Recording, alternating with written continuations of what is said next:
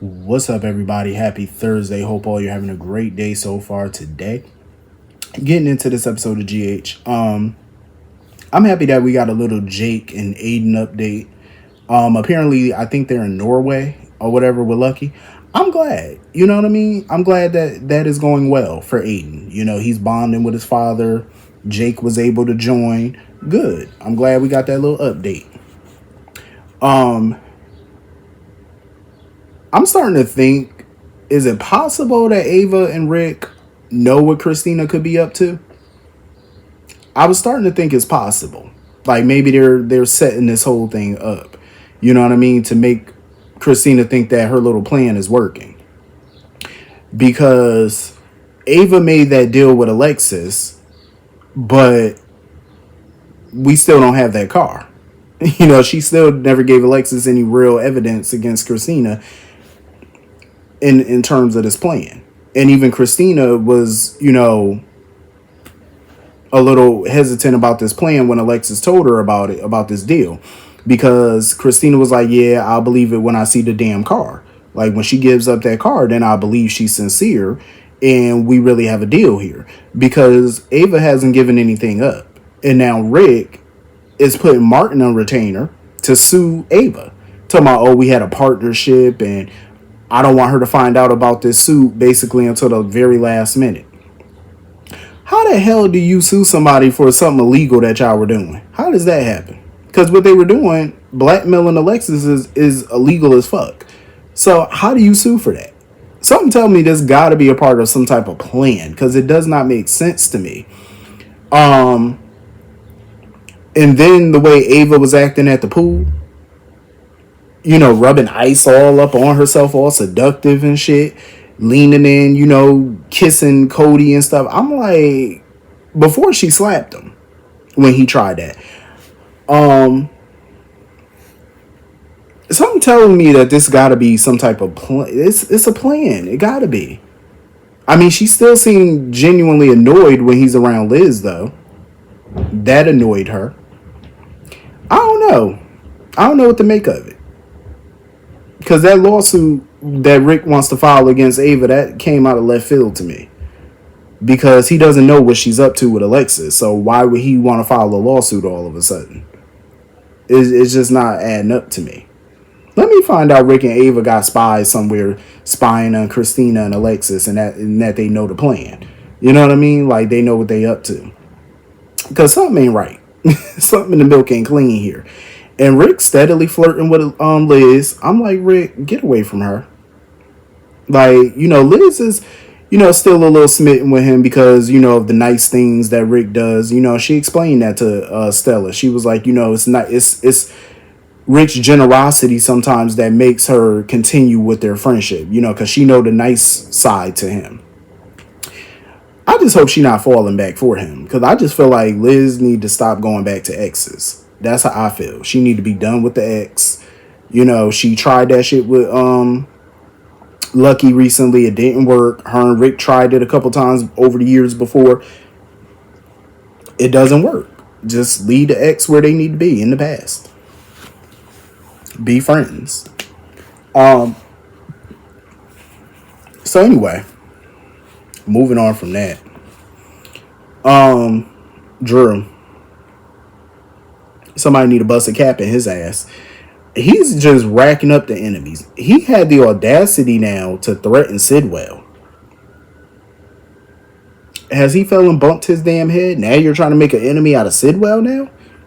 Basically telling him, oh, I need you to give me all the dirt that you have on Sonny or dig up something on him or whatever that I could use or I'm going to make your life difficult. Sidwell looked at him as if he was a joke. He was like, are you threatening me? Like, Sidwell was like, are you serious? Like, let me know that you serious before I take this as a joke. Because Sidwell looked like he ain't afraid of people. Especially punk-ass Drew. Like, this man really has lost his mind. And he's still running around town worried about Willow and her kids. Running to Martin talking about, oh, I still need you to, fight for Willow in court. Martin said, listen, I ain't got that case no more. Rick got that case. I ain't involved in that. Martin looked like he is so over it. He don't want nothing to do with that case anyway. He done. And I know he was glad when Alexis came over and interrupted because I could tell he wanted to be anywhere but there. Speaking of Martin, I hope he don't get Stella in no trouble. Because now he's talking about he need more physical therapy, and his insurance ain't gonna do the payout. So Stella was like, "Oh, we gonna fight it." Stella, don't you do nothing to mess your job up. I'm just saying, don't you mess up your good benefits over this man. Absolutely not. Nope. Nope, nope, nope. Don't you dare. You done did enough for him. If the insurance ain't gonna pay out and you can't find a legal way to fix it, then he just won't be having no more physical therapy. You better call his mayor sister and ask her to float him some cash. Try to get up on her and Kevin insurance or something. I know Kevin would be like, hell to the no, ain't no grown man about to get up on my insurance. Ain't no way. And I know Kevin wouldn't be down for them giving him no money for it either. Hell no, he better get his grown ass up in somebody's courtroom. But, now that he getting this nice little retainer from Rick, that should help. Because he tried to tell Rick, oh, my retainer fee just went up. I say, you know what, you little ambulance chaser Kentucky Fry. If I was Rick, I would have told him, look, bitch, I'm gonna give you about $1,000, down payment, and you getting a $400 retainer. You better go on somewhere. $400 an hour is what I'm paying you, maybe $3. I ain't about to give you nothing more than that. He should be on the side of a bus. You know how they be having them little ambulance chaser attorneys? They face be all on the side of a bus or on a bench. That's where he need to be. I wouldn't give him no more than, no, he ain't worth no thousands. Better go sit down somewhere. I wouldn't dare. So anyway, moving on from that. Alexis, she's trying to spend even more time with Scout, because between her, Molly, and Christina, they're pretty much the only connection she has to Sam. So they want to spend even more time with her. And she feel like she got to suck up to Drew to get that time. So she want to take her to the ballet and all that type of stuff in September before she go to school or when she get that weekend off from school or whatever. And Drew was like, oh, that's nice, but no. I'm taking her to DC to look at schools for when we move. I say, you know what, you lengthy neck bitch. First of all, let that woman take her granddaughter to the damn ballet and shut your ass up. Because now all of a sudden you want to make plans for your daughter when you've been running around town for how long now? Worried about another woman's children? Weirdo. Now all of a sudden you vetoing a ballet? Alexis need to step up and go to court. I'm just saying, go fight him. And you know what? Alexis may not need to do nothing because now that this bitch done threatened Sidwell, Sidwell gonna take care of him. I just feel like a who shot Drew is coming up. That's how I feel because he's making way too many enemies. Usually when a character pisses off so many people in the town, it's setting up for a whodunit. That's what it's setting up for. Because I don't know anybody in that town that don't want to kill him at this point. Like, he's pissing off way too many people. Thinking he big and bold. Like, you are not bad, sir. Go sit down. So anyway, moving on from that. So Jordan went to go see Laura or whatever because she's not making no headway with Sidwell. Like, she has nothing on this guy. And she's been working for him for quite some time. And she hasn't dug up nothing so far. Squat. She has a theory that, his illegal business is being ran through his son. Like, his son is tending to that. She ain't got no proof, though, because remember, Marco kept swearing up and down he has nothing to do with his father's illicit business affairs. Jordan, she not so sure about that. She thinks he could be, a part of it. I wouldn't doubt it. He seems shifty. I would not doubt it. The only person giving him the benefit of the doubt on anything is that punk-ass Lucas. That's the only one. And look at Lucas talking about, I need to go get my own place, but he living with somebody else. You need to go on somewhere. If you're going to get your own place, get your own place. You moved out of Carly house to go move in with somebody else? Bum. I'm just saying, like, don't sit there in front like you about to go get your own place. It don't take that long. You a doctor. Shit, you got some money. You ain't poor. It should be nothing for you to find a place. But yeah, so Jordan, she need to figure out something else. So basically, she hit the no-brainer. You have to do something to prove yourself. That's the only way Sidwell's going to give her an in into his illicit business to where he really feel like he can trust her. She going to have to get down and dirty.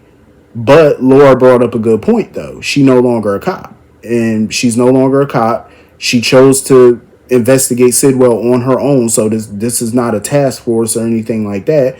And there's only but so much the mayor's office can do to protect her.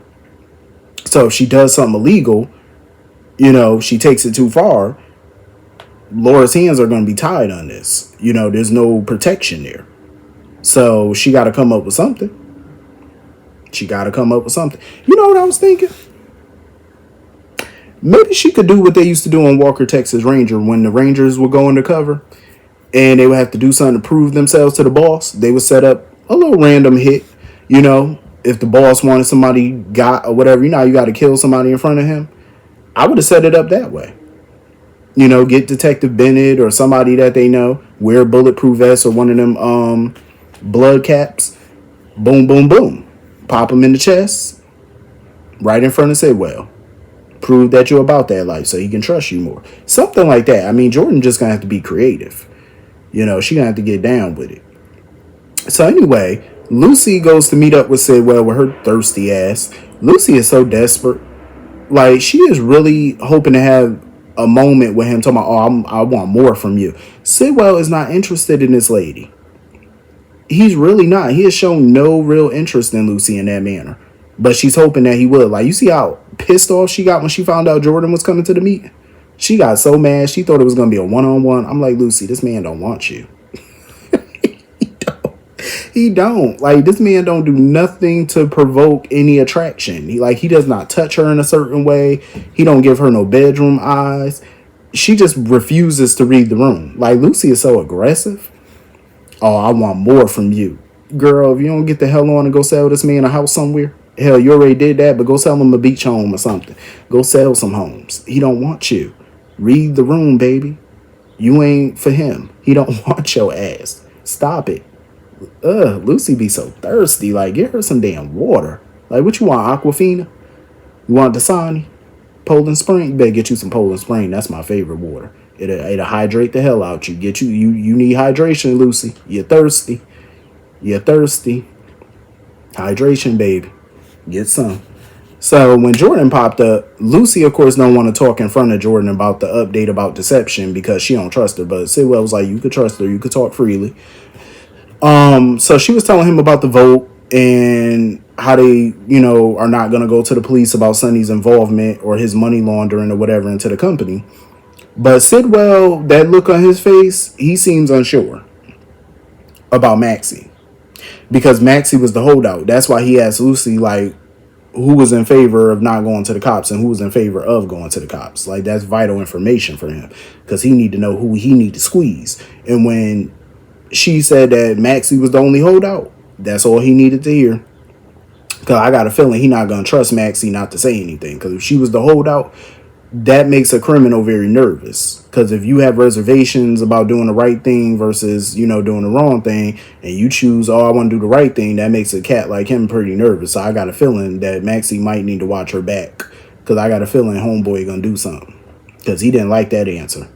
Now, if he would have heard that everybody stood tall and didn't want to go public, he would have been like, all right, cool, y'all soldiers. But once he heard Maxie was the holdout, I ain't like that look.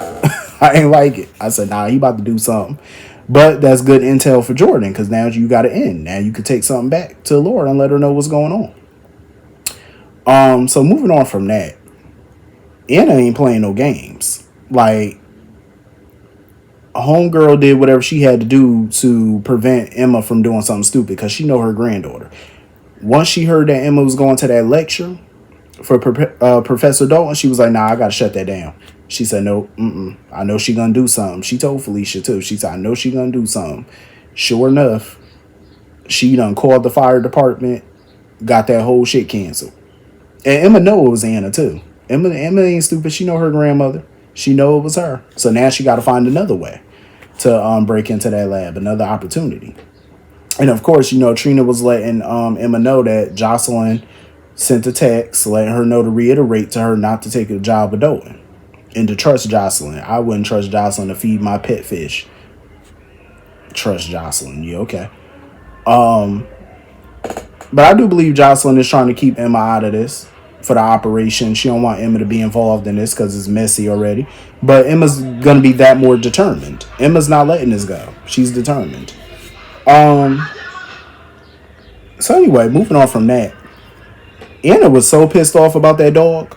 Anna was pissed. Like, she the one dealing with this dog while Gio was at work, and Emma told me she got stuff to do, so neither one of them could take care of this dog. I swear to God, I would have left that dog at the park.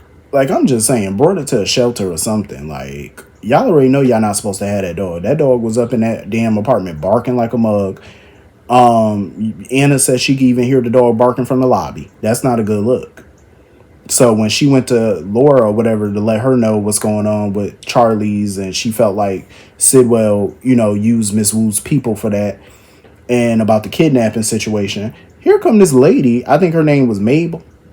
She come up in there talking about, I need to report a crime. So take your ass to the PCPD. Why you coming to the mayor's office? Who are you? And she saw Anna up in there and she was like, oh, this the perpetrator. I said, what? The police commissioner? So apparently she lives in the same building as Anna, and their HOA forbids dogs. And she knows for a fact that Outback is Anna's dog because she said, oh, I got proof. I even got a recording. How you get a recording? This heifer crazy. This heifer is crazy. Oh my God. And Anna was like, is there something, Laura could do? Laura was like, listen, I know Mabel. She said she not backing down from this. So your best bet is to get rid of that dog.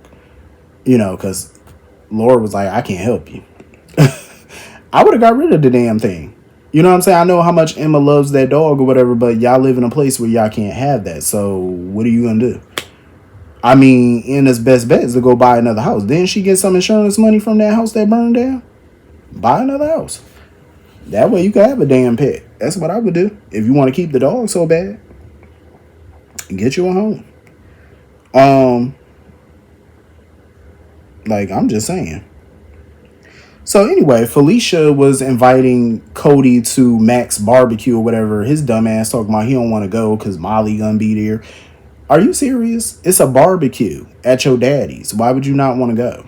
All because Molly. So that's your father. And I want to see this barbecue because it's still summer. Like, we ain't seen nobody cooking nothing. Barbecue. How y'all don't be having cookouts on this show? That's weird. So anyway, moving on from that. BLQ sitting here talking to Sonny about the whole Rocco situation, and I didn't mean to do this. I didn't mean. Listen, you left the file out. The boy found it. Be quiet. Sonny can't help you. Ain't nothing Sonny could say or do that's gonna fix this for you. Lulu's still gonna hate you. Dante's still gonna tolerate you, and he only tolerates you because of Gio. So you might as well just drop it and let it go. I mean, there's no fixing this. The boy saw the file. It is what it is. It set some things in motion. It's done. What are you gonna do? So of course, she was telling Sonny that he in the clear as far as this whole investigation because nobody's gonna go to the PCPD. Sonny claimed, oh, I didn't do that on purpose. I would never hurt you on purpose or whatever. Sonny, you should have never got involved in the first place. Like, all your money ain't clean. Like, I'm just saying. Should have never dipped your toe in that business. Don't do that. But,